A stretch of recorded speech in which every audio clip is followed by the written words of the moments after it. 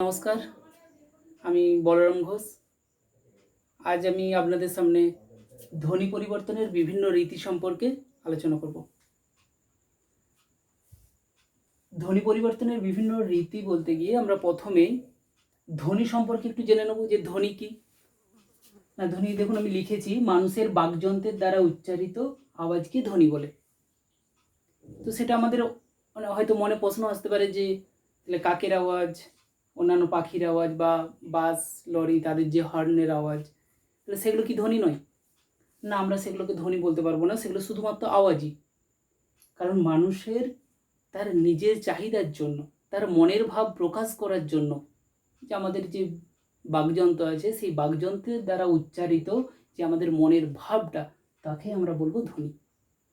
এই ধ্বনি দেখুন আমি লিখেছি ধ্বনি পরিবর্তনের বিভিন্ন রীতি। তাহলে বিভিন্ন রীতি মানে কি? বিভিন্ন ভাগ।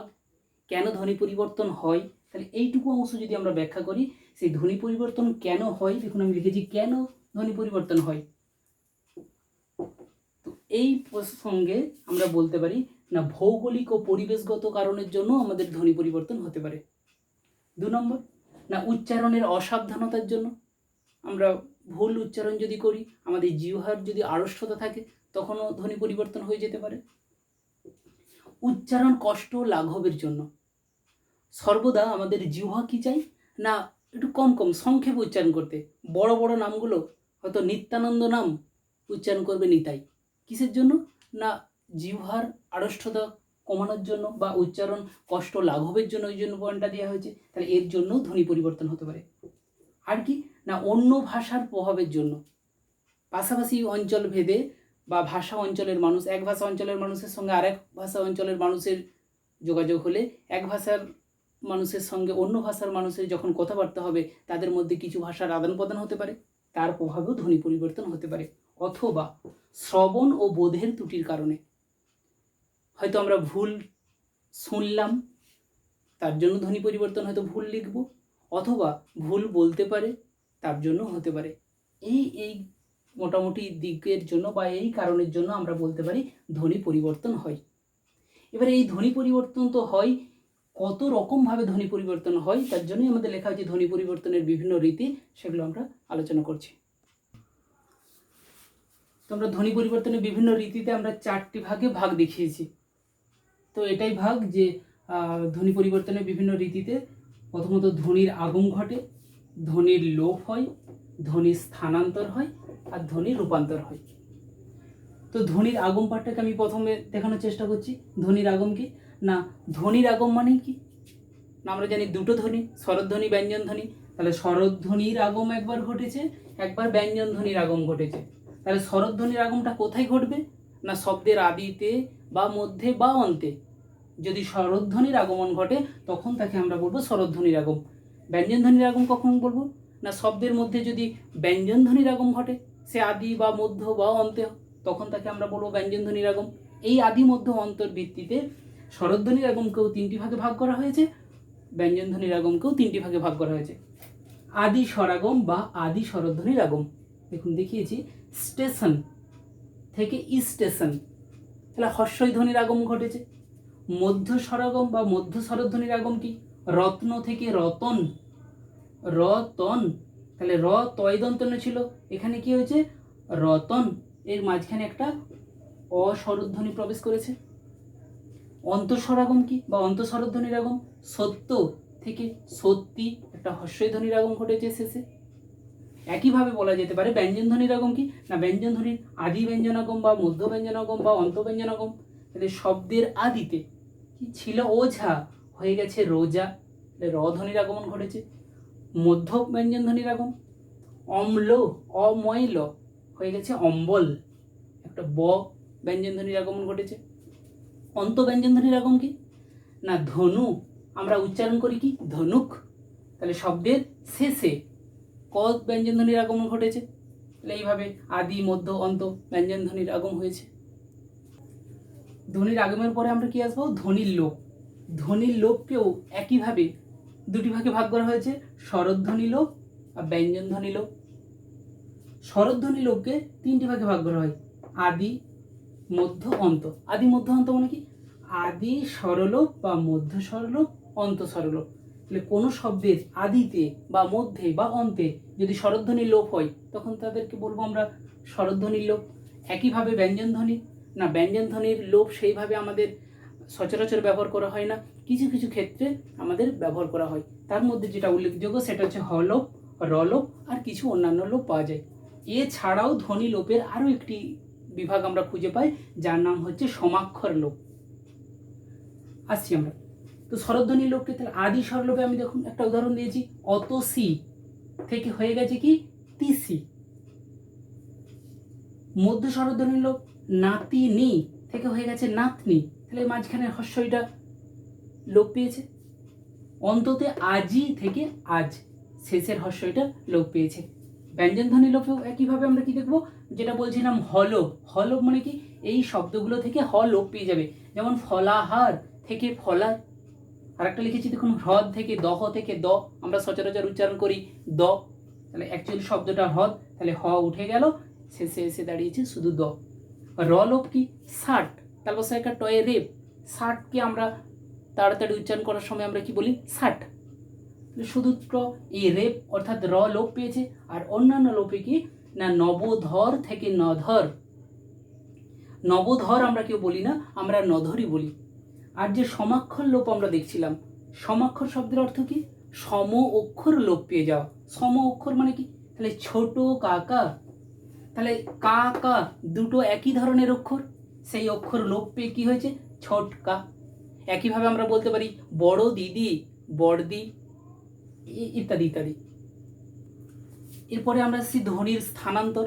তাহলে ধ্বনির স্থানের পরিবর্তন ঘটবে শব্দের মধ্যে, কখনো মাঝখানে যাবে, কখনো শেষে যাবে, কখনো শেষ থেকে প্রথমে আসবে। এইভাবে যদি ধ্বনির স্থান পরিবর্তন করে তখন আমরা বলি ধ্বনির স্থানান্তর। এই ধ্বনির স্থানান্তরে দুটি মাত্র ভাগ খুঁজে পাই, একটা হচ্ছে অপিনিহিতি আর ধ্বনি বিপর্যয় বা বিপর্যাস। অপিনিহিতি কি, দেখুন আমি একটা উদাহরণের সাহায্যে বোঝানোর চেষ্টা করছি। প্রথমে লিখেছি সাধু থেকে সাউদ। এই শব্দটাকে যদি আমরা বিশ্লেষণ করি দেখব, সা দন্ত হসন্ত যুক্ত আ তো ধয় হসন্ত যুক্ত হস্যু, দন্ত হসন্ত যুক্ত আ যুক্ত হস্যু যুক্ত ধয় হসন্ত। তাহলে সাধু ধয়ের পরে যে হস্য ছিল, এখানে আমরা দেখছি ধয়ের পূর্বে এসেছে। তাহলে এখান থেকে আমরা বলতে পারি যে অপিনিহিতি কি না, শব্দ মধ্যস্থ ব্যঞ্জনধ্বনির পরে হস্যই বা হস্য যদি থাকে সেটা উচ্চারণের ফলে পরিবর্তিত হয়ে বা এখান থেকে কি না স্থান পরিবর্তন করে কি হয় না, তার ব্যঞ্জনধ্বনির পূর্বে সরে আসে। এই যে ব্যঞ্জনধ্বনির পরে ছিল হস্য, সেটা স্থান পরিবর্তন করে কি না ব্যঞ্জনধ্বনির পূর্বে সরে এসেছে। এই যে নিয়ম, এই যে রীতি, এই রীতিটিকেই বলা হয় অপিনিহিতি। আমরা পরবর্তী পর্যায়ে যখন আলোচনা করব দেখতে পাবো অপিনিহিতির পরবর্তী পাঠ হচ্ছে অভিশ্রুতি। এরপর দেখুন ধ্বনি বিপর্যয় বা বিপর্যাস কি, ধ্বনি বিপর্যয় ঘটছে, এক বলতে গিয়ে আর এক উচ্চারণ হয়ে যাচ্ছে। এক কি রকম না, রিক্সা থেকে উচ্চারণ কি হয়ে যায় রিস্কা। আমরা অনেক সময় তাড়াহুড়ো করে বলে ফেলি। আমরা ছোটবেলাতেও এরকম ভুলভাল প্রচুর উচ্চারণ করেছি। কিসের জন্য না, শুধু আড়ষ্টতার, জীবের আড়ষ্টতার কারণে হতে পারে, অথবা ভুল তাড়াতাড়ি উচ্চারণ করার জন্য হতে পারে। বাক্স বয়কা কয় দন্তস্ব, আমরা কি উচ্চারণ করি বাস্ক। এটাকে বলা হয় ধ্বনি বিপর্যয় বা বিপর্যাস। এবার যে আমরা পাঠে আসছি ধ্বনির রূপান্তর। তাহলে ধ্বনির কি রূপের পরিবর্তন হবে কোথা থেকে না, ধ্বনির রূপান্তরে আমরা দুটি প্রধান ভাগ পাই। তার সাথে সাথে আমরা বলেছিলাম অপিনিহিতির পরবর্তী যে পাঠ অভিশ্রুতি, সেই ভাগটাও আমরা দেখে নেব। স্বরসঙ্গতি আর সমীভবন। অ্যাকচুয়ালি কি স্বরসঙ্গতি কি, স্বরধ্বনির সঙ্গতি সাধন, অর্থাৎ মিউচুয়াল করে থাকবে, আমরা যেটাকে মিউচুয়াল বলি। তো কীরকম না, আদিতে বা মধ্যে বা অন্তে স্বরধ্বনি যদি একে অপরের সঙ্গে বা পরস্পরের প্রভাবে যদি নিজেদের মতো হয়ে যায় বা কিছুটা প্রায় কাছাকাছি স্বরে যদি রূপান্তরিত হয়, তখন তাকে আমরা বলবো স্বরসঙ্গতি।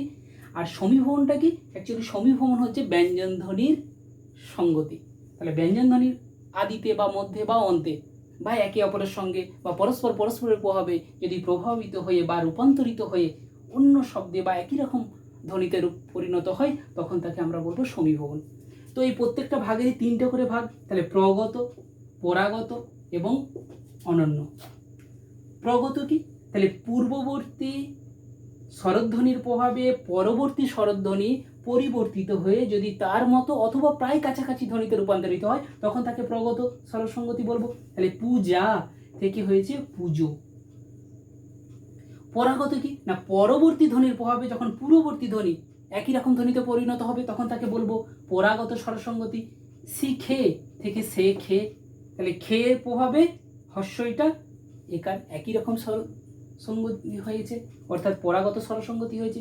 আর অনন্যটা কি না, পূর্ববর্তীর সঙ্গে পরবর্তী অথবা পরবর্তীর সঙ্গে পূর্ববর্তী একে অপরের সঙ্গে পরিবর্তিত হয়ে অন্য স্বরেতে রূপান্তরিত হয়, যেমন যদু হয়ে গেছে যদু।